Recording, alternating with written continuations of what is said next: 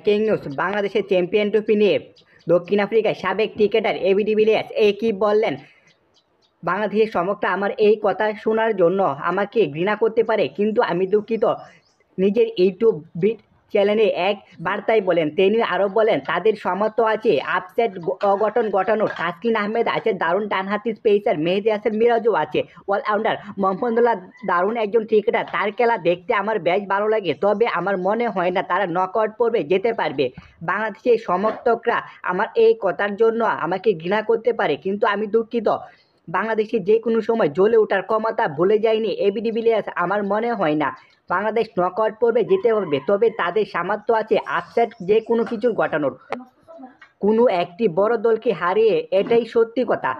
তারা ভালো দল, তবে আমার মতে চ্যাম্পিয়ন ট্রফিতে জেতার মতো এটি দল নয়। বাংলাদেশি এই টুর্নামেন্টের জন্য শুভকামনা রইল এবি ডিভিলিয়ার্স। বাংলাদেশের মতো আফগানরাও সেমিফাইনালে যাওয়ার তেমন কোনো সম্ভাবনা দেখছে না মিস্টার 360 কে। তবে এই দুই দলের মধ্যে যে কেউ সেমিতে যেতে পারলে টিকিটের জন্য ভালো হবে বলে মনে করেন দক্ষিণ আফ্রিকার ক্রিকেটার এবি ডিভিলিয়ার্স। খেলাধুলার টুকরো টুকরো খবর পেতে ইনসাইক্লোপিডিয়া স্পোর্টস নিউজটাকে সাবস্ক্রাইব করে আমাদের পাশেই থাকুন। ধন্যবাদ এভরিওয়ান।